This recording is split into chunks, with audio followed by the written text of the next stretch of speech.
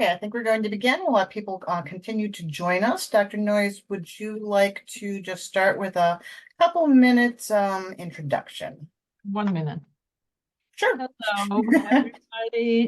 Good afternoon. Thank you very much. If you're coming back to the series or you're joining us for the first time, this is workshop number 2 in the new workshop series on community engagement.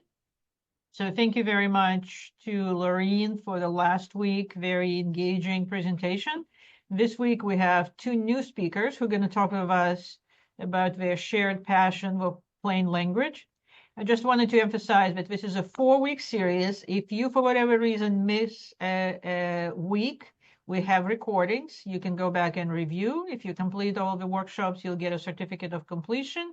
If you're interested in other core competency training, all of our options are posted online. If you have any questions, the person who is listed on the CTSI departmental workshop, that's Catherine Sidota, who will help you with most information about this workshop, other options that we offer, including digital badges.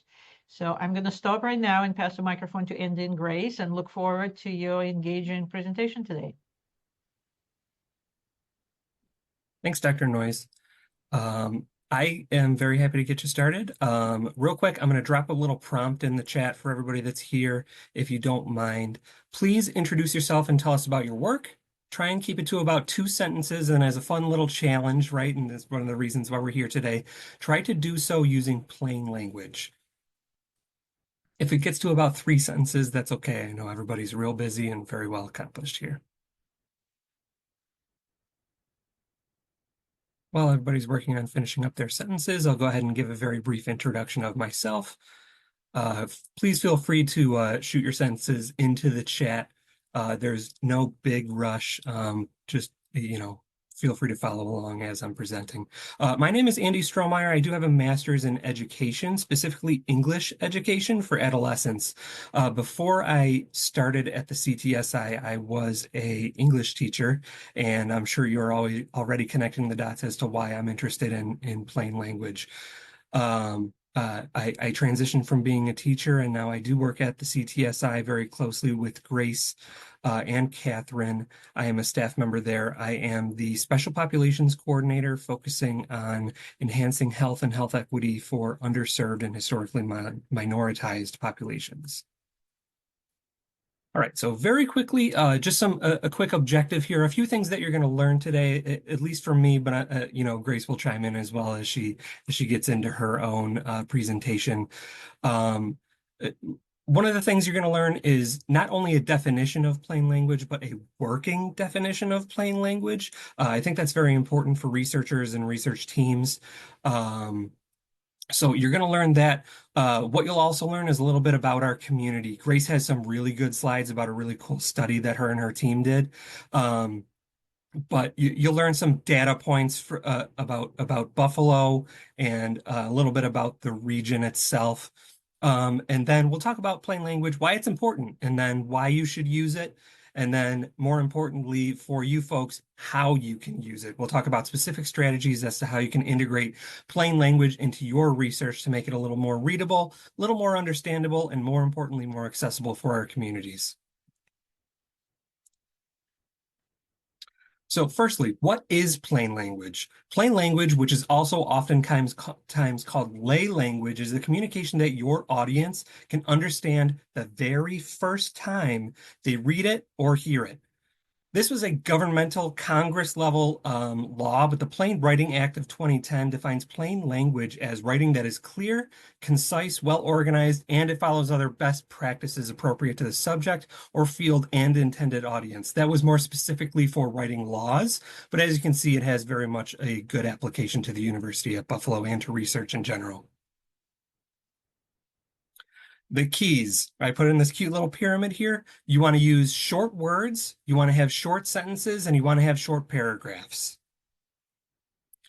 Plain language, a workable definition for researchers. These are for your flyers, posters, abstracts, even long papers, recruitment materials, and other kinds of findings that you might put in other materials. Short words. Being specific here, you want to use words that are 2 syllables or less whenever possible. Short sentences, you want it to be 20 words or less. If you can go way lower than that, the better. Lastly, you also want to have short paragraphs. Everybody's seen those big chunky 12-sentence paragraphs, and your brain is just cooked by the time you're done reading it. So you definitely want to keep it down to 4 sentences or less. As far as reading levels go, us at the CTSI, we very, very highly recommend that you want to aim to have your material at a 5th grade reading level or lower. At the very least, it must be under a 10th grade level. One important thing to note, if your materials are at a 10th grade reading level or lower, you're going to be able to reach at least 80% of your target population. That is very important. Why is plain language important? It connects the researcher to the communities they serve. I feel like that's pretty obvious, but it decreases the very esoteric nature of research that we've usually had. Historically, research has been very extractive of the communities that it serves. It's very important that us as a university comes down from our ivory tower and meets a community with what they need. It also leads to an expanded audience. Like I said on the previous slide, if you use plain language, you're necessarily going to be reaching a wider audience. Researchers, you must absolutely embrace plain language. I can't put it any plainer without getting too punny. It increases trust in the communities they serve. Past research atrocities that we don't have to get into today, but I'm sure everybody knows about. The Tuskegee syphilis experiment and Henrietta Lacks's cancer cells and the abuse of those led to acute distrust of researchers and research by communities, especially historically minoritized populations. It increases participation in research, again, especially those underserved populations, which includes children. It includes older adults, cultural and ethnic minorities, and those urban and rural communities. It also, at the end of the day, increases community health. Research is often offering the newest and most novel treatments and interventions. And if it can reach those populations that is typically not reaching through plain language, then it will be able to increase community health. A little bit of community data for you. Over here, starting on the top left, you can see that Buffalo, New York, it is 47% white, 35% Black or African American, 12.2% Hispanic, and 5.5% other. It is usually observed as a pretty good reflection of America, even though some of those numbers might be different. Education-wise, this is where it gets very important. 71.4% of residents of Buffalo, New York have a high school education or lower. The current graduation rate is 68.7%. And here's where some numbers might get a little confusing. 19.9% are considered college ready. That is not 19.9% of Buffalo, New York. That is 19.9% of the 68.7% of high school graduates. As you can see, and it's reflective in so many other big cities with their education, your high school education, it's very low. Your graduation rate is very low, and those considered college ready, it's also a very low population. Poverty level, 28.3%, a staggering percent of Buffalo, New York, is currently living in poverty. The average household income is about $25,000, which is, right at, if not below at this point, what the poverty line is. Once again, researchers, I'm going to yell at you a little bit. Researchers, you must, once again, always start embracing plain language. It increases interdisciplinary and team science. Plain language, it cuts through the technical languages of disciplines. This is, we have gotten away from plain language through no fault of our own. Promotion, getting hired at other universities and institutions, that is usually research and researchers' goals, right? You want to advance in your career. All of us, to a little point, have that kind of an ambition. And that's the nature of research institutions. You need to be able to use these words. You need to be able to talk that way amongst your peers in order to rise through the ranks. But in doing so, we have left those populations behind that we serve, that need it the most. It's very technical, words, terms, phrases known by both disciplines. They can have different meanings. I'll get to that in the next couple of slides. There are also words, terms, or phrases that only one discipline knows. And especially as team science is on the rise, that can become a huge issue when even other doctors that may even have more education and have more doctorates than you, they don't know what you're talking about. That's why, with the rise in interdisciplinary research, you are going to be able to perform better when you use that plain language. Once again, just talking about these jargon barriers and the increase that plain language provides to interdisciplinary and team science. Think about this word, ruler, right? At the science level, you're thinking about a ruler, right? You're thinking about that, those 12 inches, 30-ish, a little bit more than that, centimeters. That's what a ruler is. However, let's get back into history.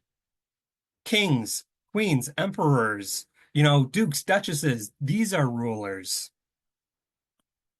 Let's get very sciencey, right? So we've got the word tablet, and I want you to consider the below sentence. Participants agreed that the tablets helped to improve their health. Now, we all come from a science background and now we're working in science. So the thought should be that we're talking about medication, perhaps, or some sort of a pill. However, I have myself helped to lead a study that uses physical tablets, the technology, in order to increase people's health through being more technologically literate.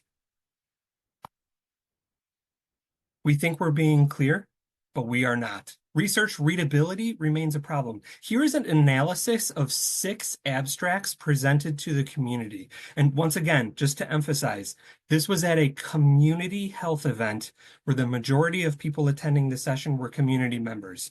I'll get into the Flesch, Kincaid, and Smog indexes in a minute. The readability percentage, that's that percentage of your population that will understand what you are trying to get across. The Flesch, Kincaid, and Smog indexes roughly mean how much education in years you're going to need to be able to understand what is being presented. And once again, this was a community event. You needed 17 years, almost a graduate level of reading level to be able to understand this research that was being presented. And just to harken back to those Buffalo stats once again, 71% have a college or a high school diploma or less. It's a huge problem. We think that we're reaching these communities, but we are very much not so. So here's some strategies to increase your research readability. The Flesch, Kincaid grade level, it's used very widely and highly regarded for its reliability. It is actually included in your Microsoft Word. For those of you who don't know how to get there, we do have in our recruitment resources toolkit, the CTSI website, we do have a nice little step-by-step that Grace and her team put together that will show you how you can easily access the Flesch, Kincaid grade level just to check how your text is reading level wise. The number, like I said on the last couple of slides, the number equals the American school grade level that you would need to be in to be able to comprehend the material. It's suitable for grading of a very wide range of writing. That's why that Microsoft Word has embedded it. You want to aim to have your Flesch, Kincaid grade level, like I said at the very beginning of the slide, between 5 and 10 or lower for maximum readability. Just for fun, the actual formula that they use is down there in the lower left. You can also use the Smog Readability Index. It stands for Simple Measure of Gobbledygook. Readable.com, which is actually where I got some of these graphics. They have a good Smog Readability Index where you just copy paste your text. You can plop it in there and it'll give you a nice reading. It's really good for texts of 30 sentences or more. So it's actually really good for healthcare research. It's actually backed up by years of research. The Smog Index has been in use since the 50s. Writing tips. Here's the important stuff. Once again, you want to aim for 10th grade reading level or lower. Really, you want to hit about 5th grade. If you hit a 5th grade reading level, you're going to reach almost 100% of your population. You want to try and make sentences no more than 20 words long.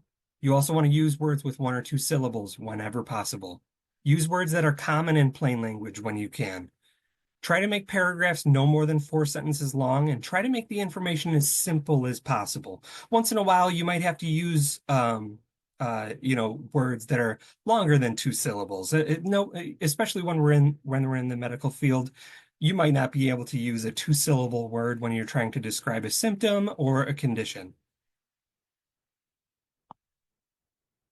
Here's an example of a flyer. Participants needed for a cognitive study. What will you do? You're going to complete questionnaires, do a memory task, which is an NBACT, play Tetris, and watch a Tetris video for approximately 1.5 hours.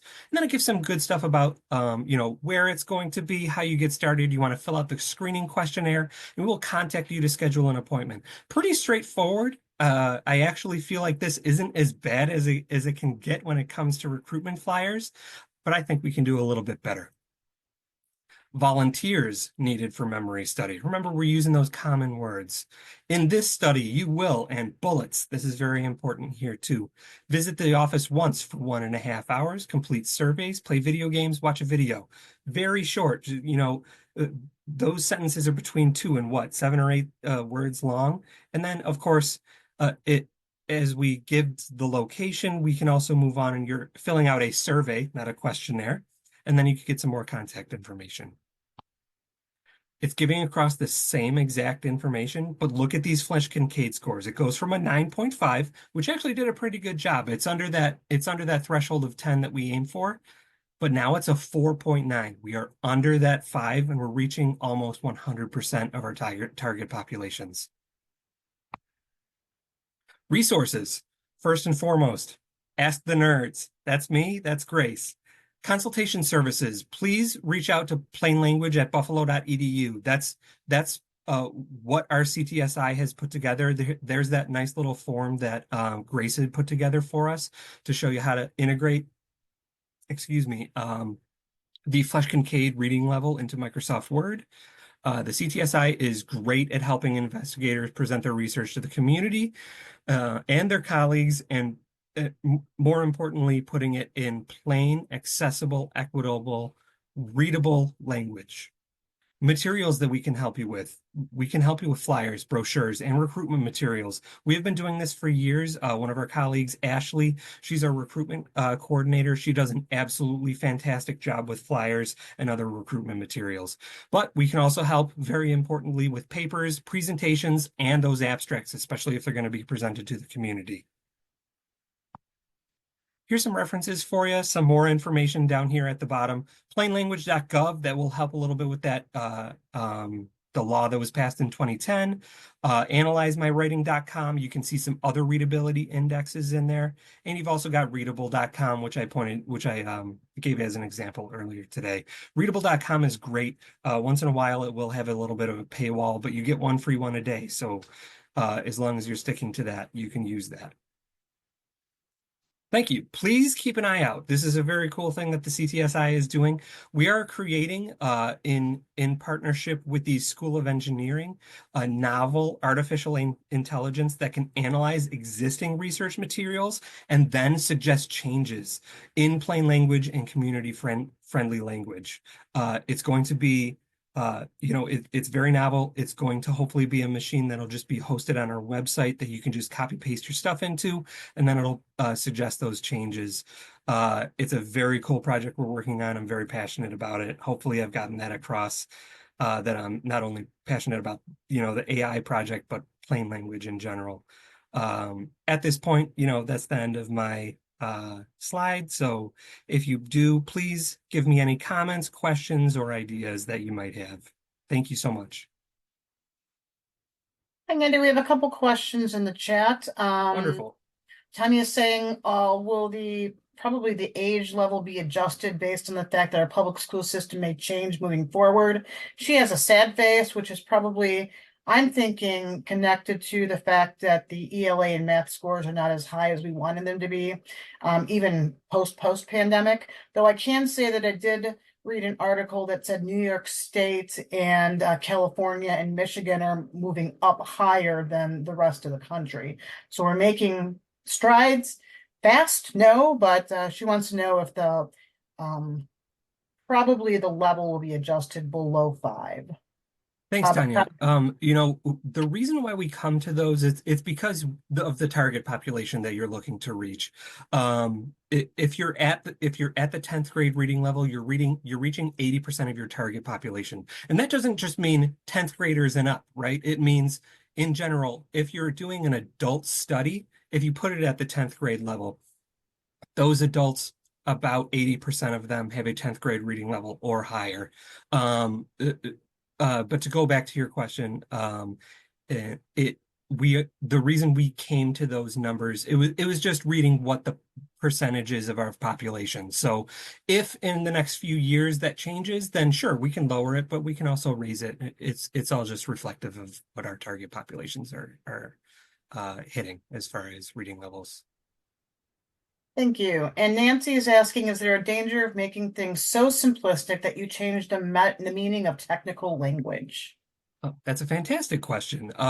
If that is something that you are afraid of, I would urge you to please reach out to us. Once again, just because I closed out of it a little quickly, it's plainlanguage@buffalo.edu. It goes right to my email. I think that Grace, you also have access to it. I'm not 100% sure, but it will be seen. Just in case you're a little worried about that, I have a lot of training in making sure that the words and the meaning fit what they're supposed to reach. Like I said, though, that's a fantastic question. One thing that I'm hoping that we kind of got across there, especially when you look at that flyer example, is that you can change the words entirely without changing the meaning at all. Going from questionnaires to going down to surveys, things like that. It's important. We're talking about participants always, but really we can ask for them to be volunteers. Our community members don't always consider themselves participants,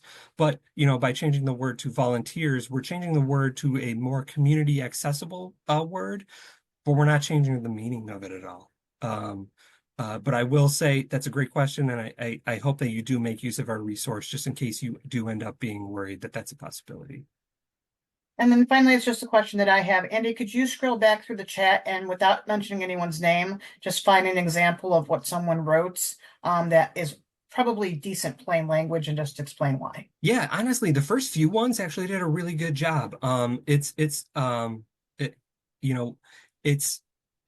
Like I said, you want to use as few words as possible and as little sentences as you can, using small words, which is, it looked like a lot of people did a pretty good job. I see one on here they use the word mitochondria, and that's one of the examples that I can point to earlier that sometimes you can't use a different word, right? Even if you start using the word, powerhouse of the cell, which we all still like to use.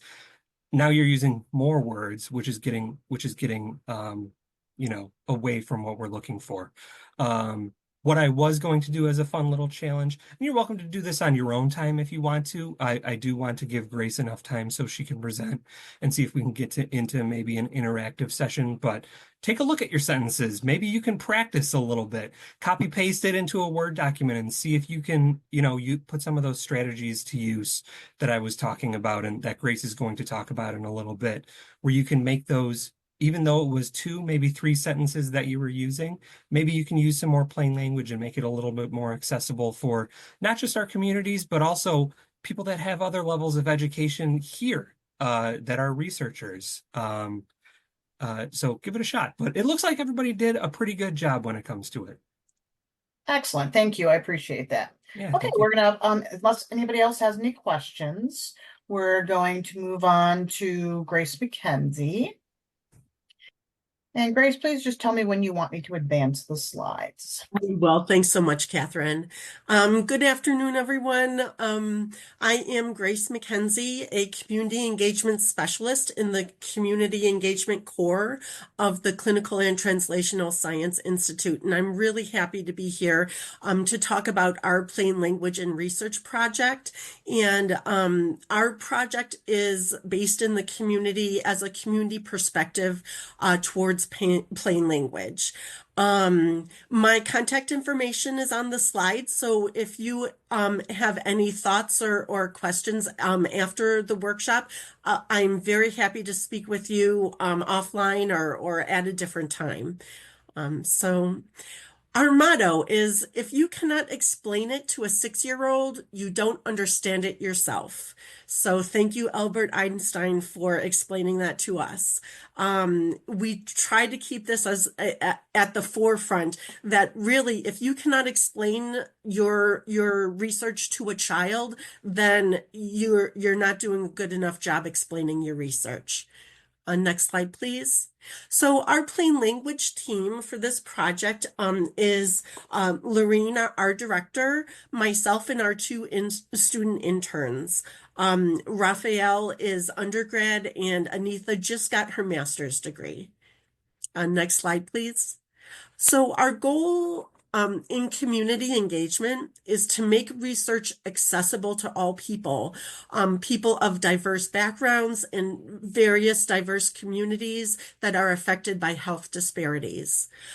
We also, one of our goals is to understand cultural and community level differences that impact research participation. So this can be community partners, community-based organizations that may have barriers to participating on CABs, community advisory boards, or other participatory research, or other barriers to research participants, like community members participating in research. One of our goals is to improve science and health literacy in communities, and reduce the amount of jargon used to connect to communities. But ultimately, our main goal is to build trust with our communities in Western New York. That's the primary reason to use plain language. Thank you. So since our qualitative study, this project was interviewing community members on plain language, there are many different quotes in my presentation. So sometimes I'll read the quote, sometimes I'll just read parts of it. So feel free to read the entire quote as we go along. Some of them get a little bit lengthy.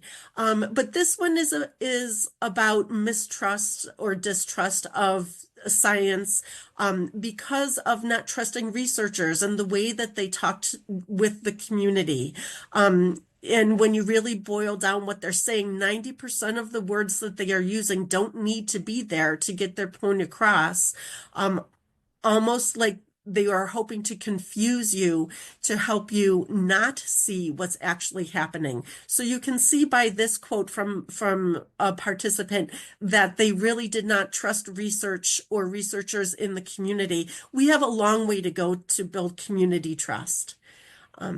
Catherine, next slide, please. Okay, so there are different challenges and benefits to using plain language in research.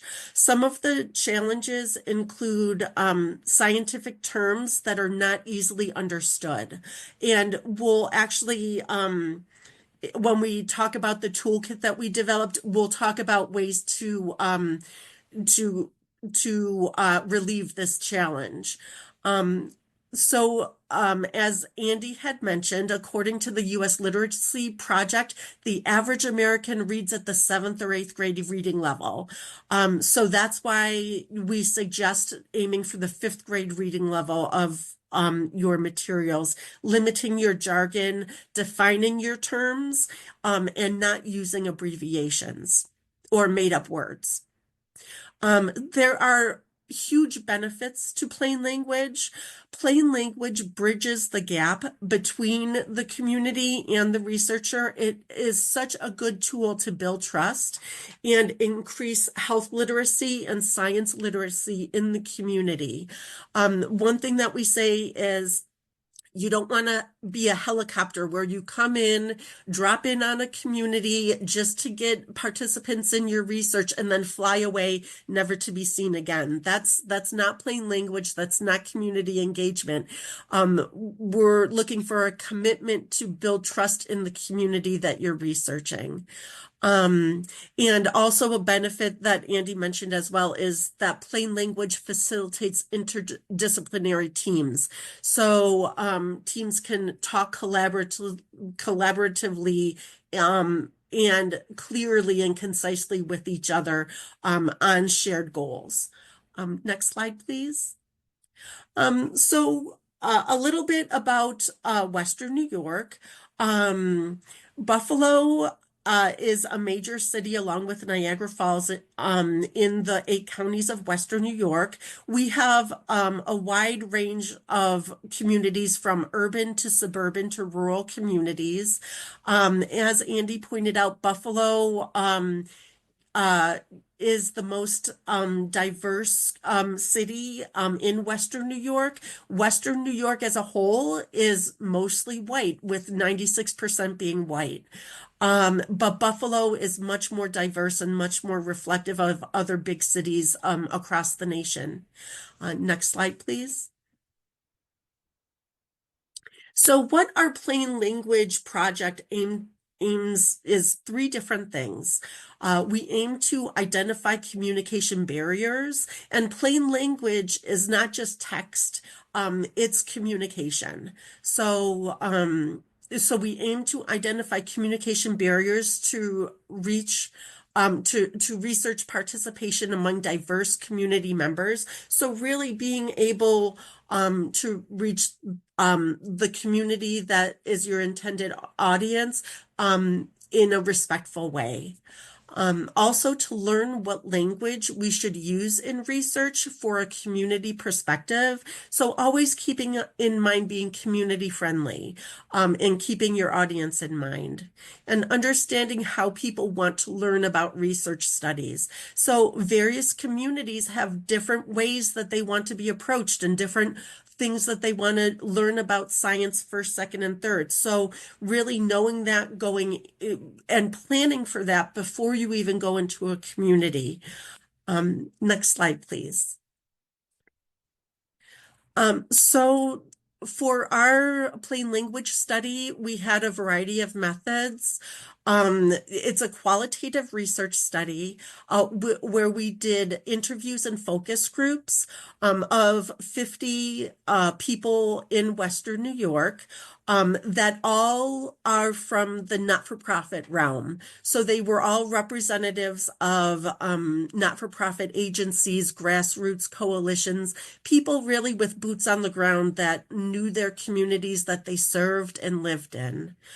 So it was a very purposeful sample where we have a database of about 225 community-based organizations and community advocates that we sent an initial invitation to, and that was able to get about half, about 25 of our participants.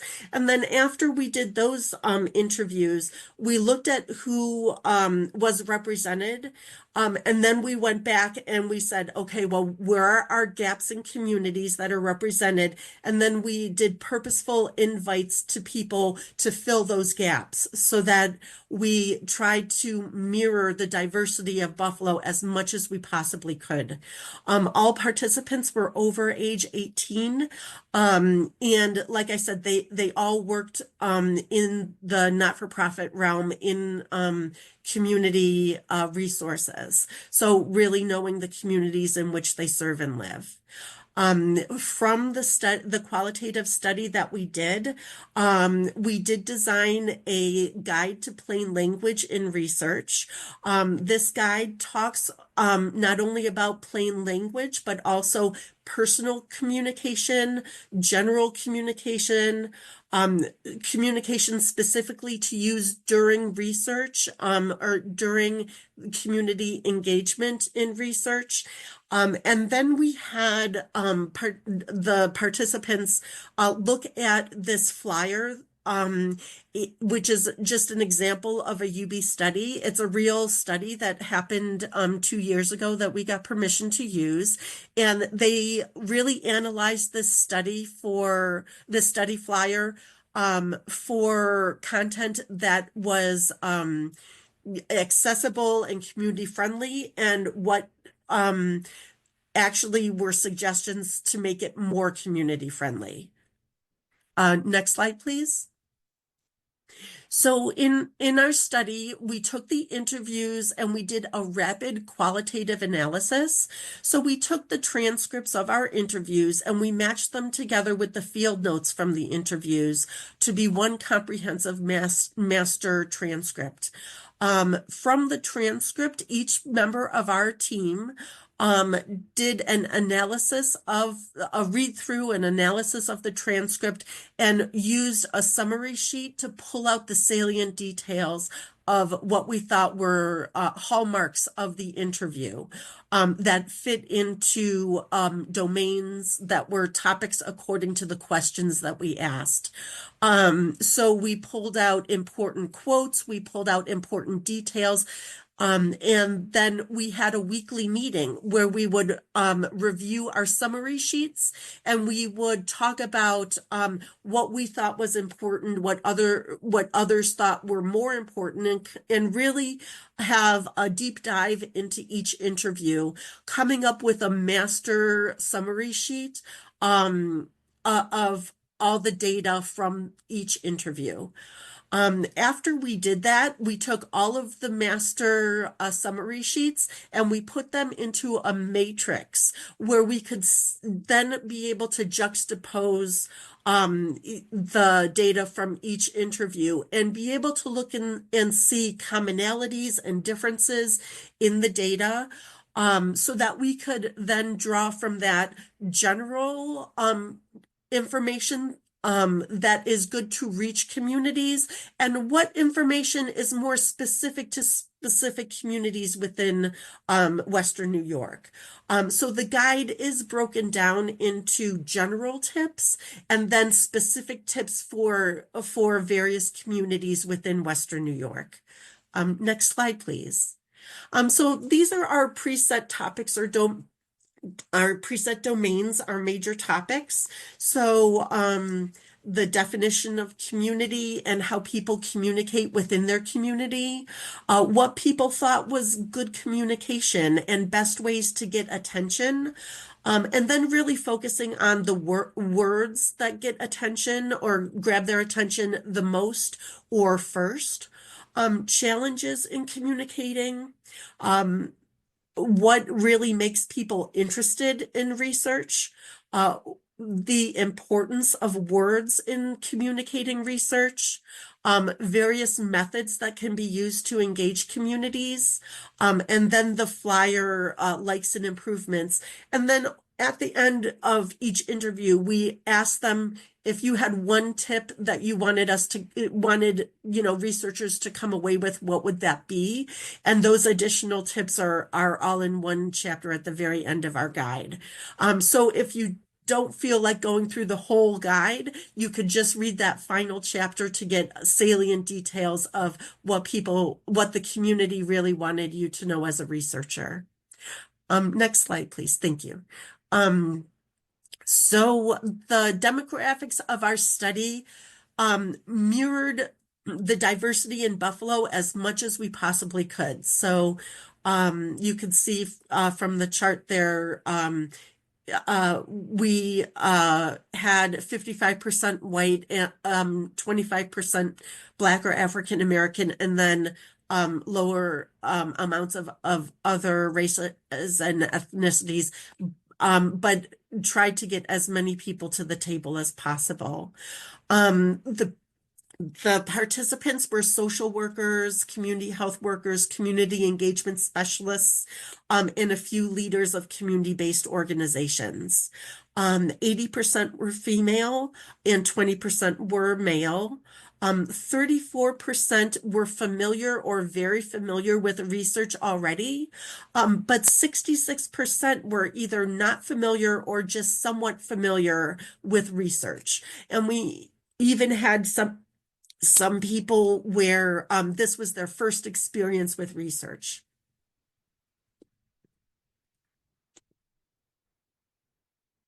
So we asked everyone what their definition of community was, because you need to understand what community is before you can, engage community.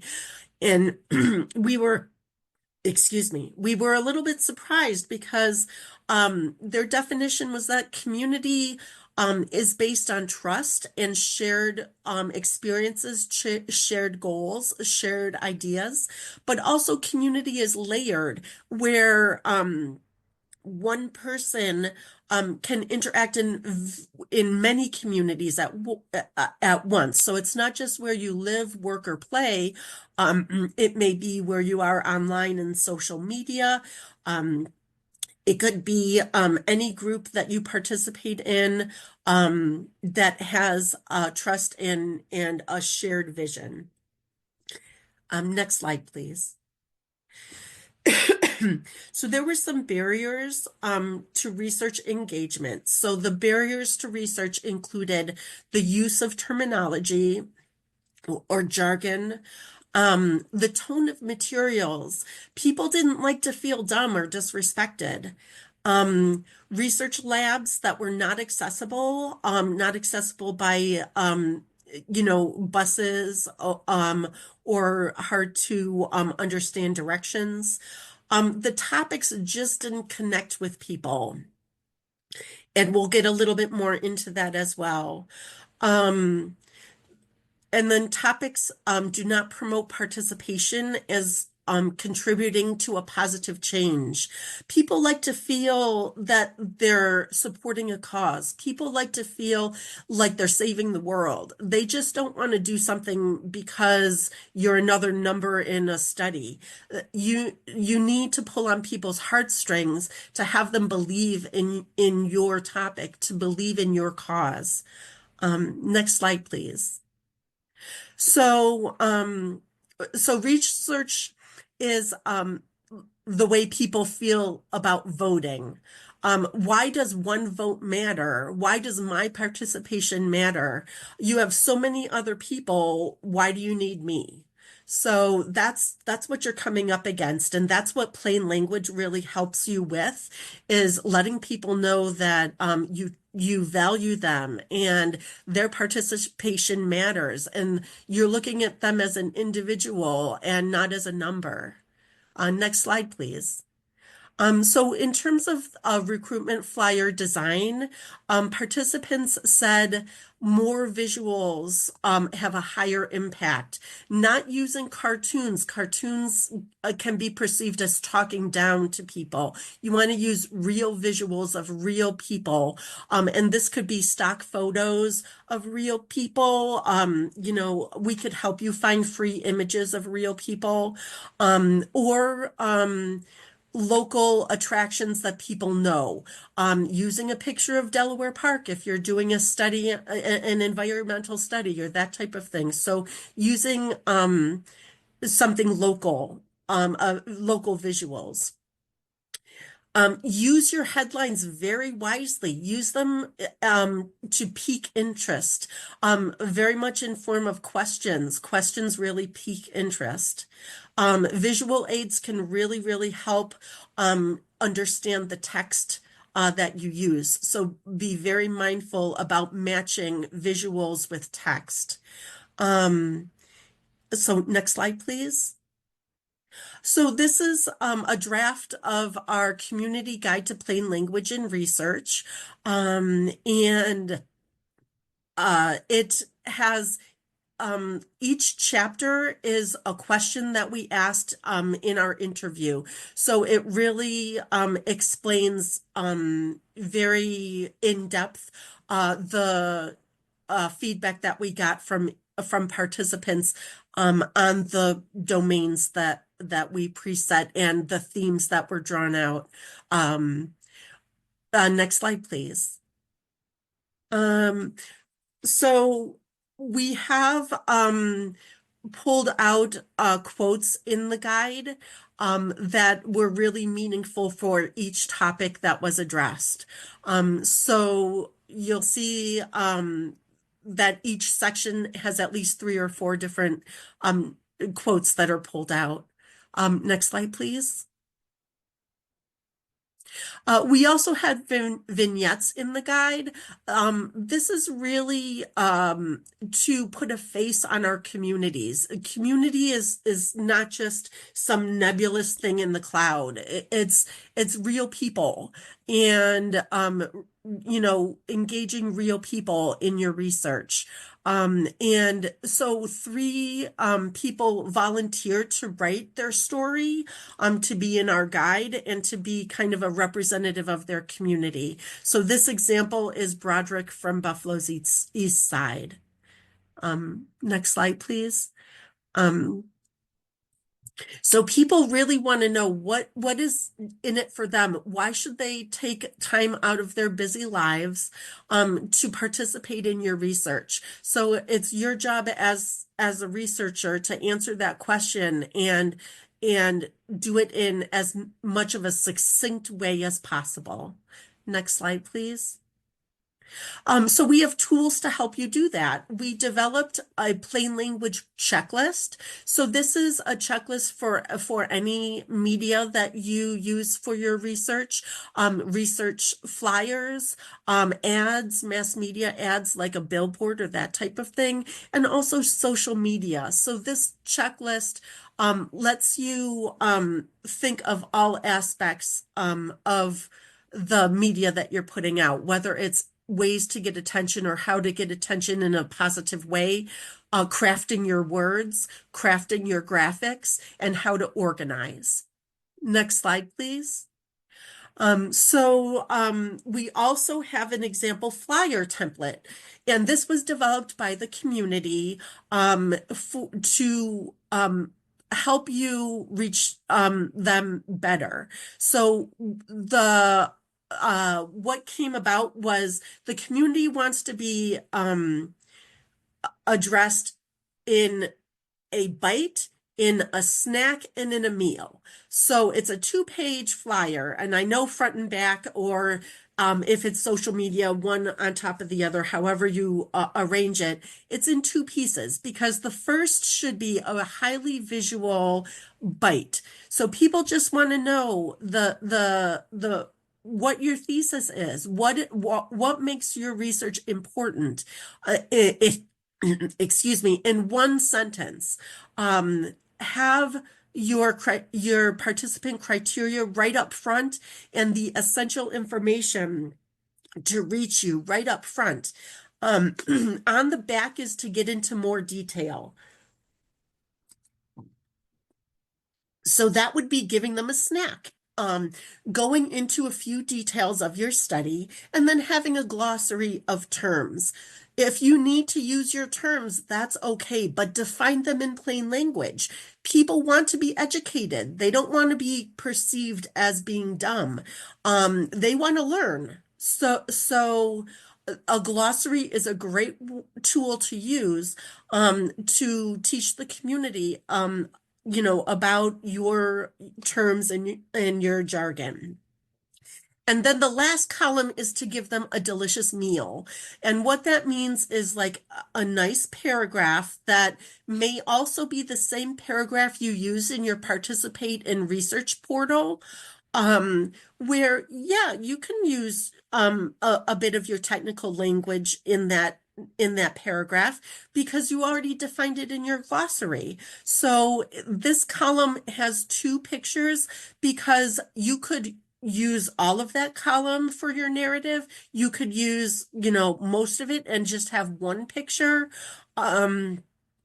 So it's a flexible template so that you can add what you need. And also, we do suggest that you put in a link to your participate in research page or your website, that type of thing. So we do have an example of this being used. Next slide, please. So this is an example of that template being applied. A question to pique interest, one or two short sentences, who you're looking for, your contact information, and that's all you need on the front. And the back goes into more in depth. People also like repetition, because it helps them to remember. So don't feel like, oh, I've said this once or twice already in this flyer. That's okay. Say it 2 or 3 times. People want to remember what you're about. Next slide, please. So the guide was created by our plain language team. But also it was also developed with partnership of Patient Voices Network. They gave feedback several times during the development of the guide. Our UBIRB reviewed the guide and did a consult with us and approved it, and is working with us while it's under development to really craft it so that it's not only from the community, but it's also accepted from the IRB and will be available in the IRB library as well as on our website. The CTSI cores are reviewing it as well, and then it will go back to the patient voices and the study participants one last time before it is launched in the fall. So we do have a launch date of the guide for November of this year. So just to remember, plain language can adapt, and you can adapt to the level of communication that you have. So I change the level of communication depending on the person.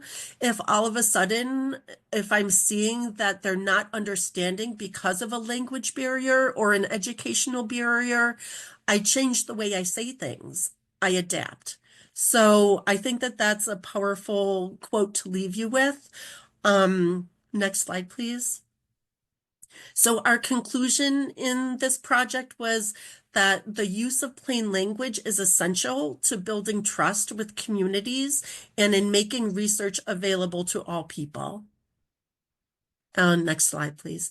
And this is also a really nice quote to leave you with as well. So I think in order for the communication to be collaborative, one another have to understand each other as well as be able to respect one another. And in order to succeed at the goal that's at hand, in order to either be a community or either try to achieve its goal, there needs to be a line of communication where everybody understands one another and what the end goal is. Thank you. Any questions for Grace? Would these ideas apply to website creation as well? Yes, yes, indeed, they would. Any place where you have interface with the community, this would apply. So, so any content, visuals, or text on a website would apply. Great. Any other questions? Okay, so we're going to break into groups in a moment. And it's just a breakout session that we're going to do, and it all has to do with kind of looking at a flyer and doing some work on it to make it into plain language. So let me get this started. And Andy or Grace, do you want to explain this? Yeah, I can go. I also just dropped a PDF of the actual flyer itself into the chat.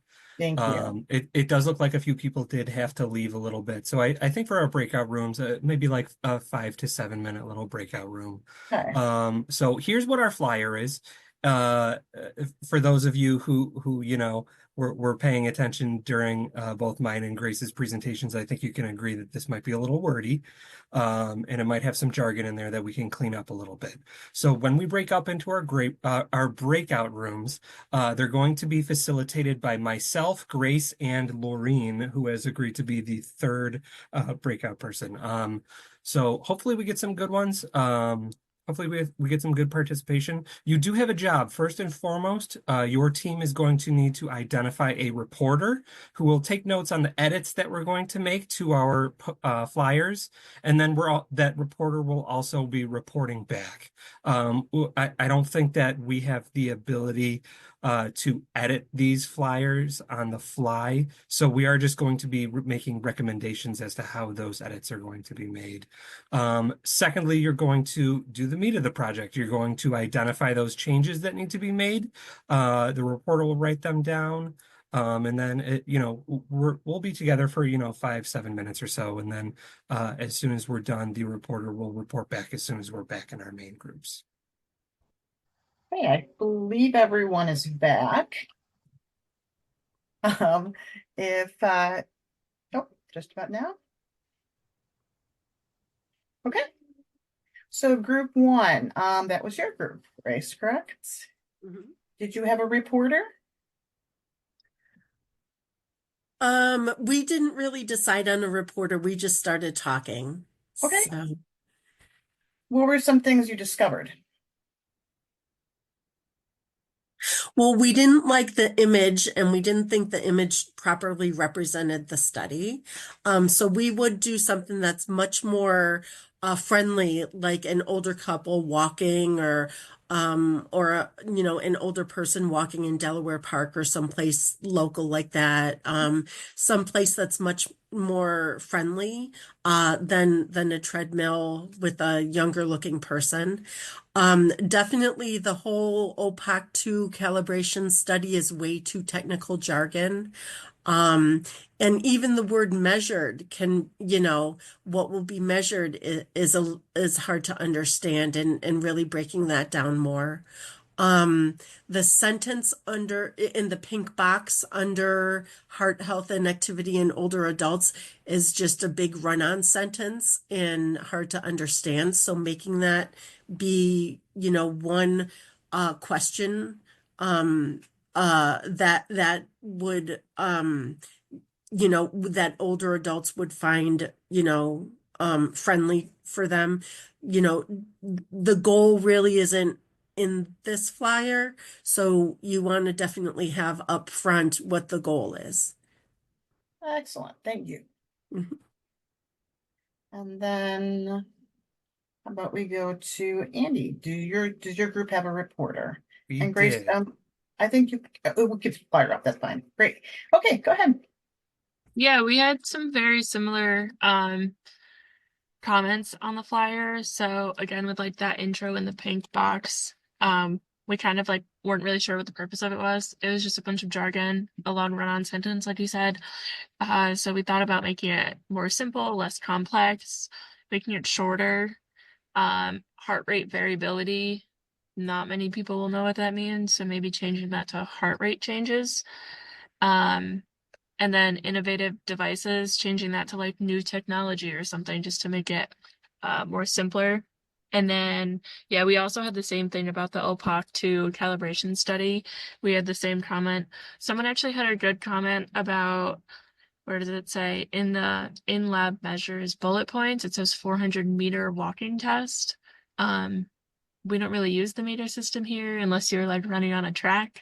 So someone said to change that to feet because that will make it more easier to understand and comprehend.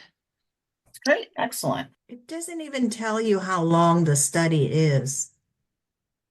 I was trying to look at that, That is definitely a problem. I concur. So yeah, just simple things like that I think having someone else have a second set of eyes on things is just a really important, and that's why their core does a really great job of offering their services that will help people definitely get a chance to do that, so that they can put them into plain language for you. Or at least help you with the process. So Grace, is it done for them, or do you teach them how to do it better so that they might be able to do this in the future? That's a really good question. And actually we could do both, whatever the researcher is more comfortable with. I usually review flyers, and I could definitely do the flyer for them, take what they already have and rework it to be more community friendly. Or if they want to give them the resources and the tips that they need to do it themselves. Any of those. And actually, one of the tips on our checklist is, if you know a graphic designer or have any connection to, a graphic designer professional or student, have a second set of eyes that would know graphic design, take a look at it for you. That's a really good idea. Definitely. Excellent. Any other questions? If not, feel free to leave. We thank you very much for coming to this excellent presentation tonight from two stellar presenters who have quite a lot of knowledge on this topic. And I believe that they have found that people have been more successful. At least we have a minute left. Can people at least talk about in your group what happened when people put out a flyer one way and then they came to you and they're like, it's not working? Has that happened? Either Laureen or Grace or Andy?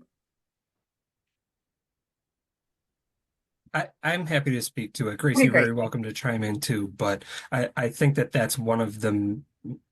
That's a very frequent thing that's actually happened for my core, and I'm sure it also reflects in Grace and Laureen's core as well.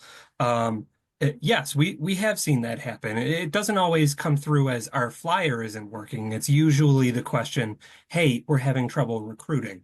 And so we'll ask to see their materials and we'll identify, hey, maybe it's because your flyer is at the 14th, grade reading level. And, maybe we can make some changes along that line. Oftentimes also, sometimes it's even in their protocol where we're seeing some really chunky jargon that's not only, stopping recruitment, but stopping any kind of understanding. So yeah, that's what usually happens for us. That's great. Excellent. So good to know that it's obviously very successful. We thought it was in the first place, but it's nice to see that people have used this and been more successful after they've talked to all of you and really learned the process. And even if you learn the process, it might be a great idea still to have a second set of eyes on it, especially with your course. Great. Thank you. So if there's no other questions, we're getting a lot of thank yous in the chats, which is spectacular. Great job. Thank you very much. Thank you. Have a Thanks, wonderful everyone. day.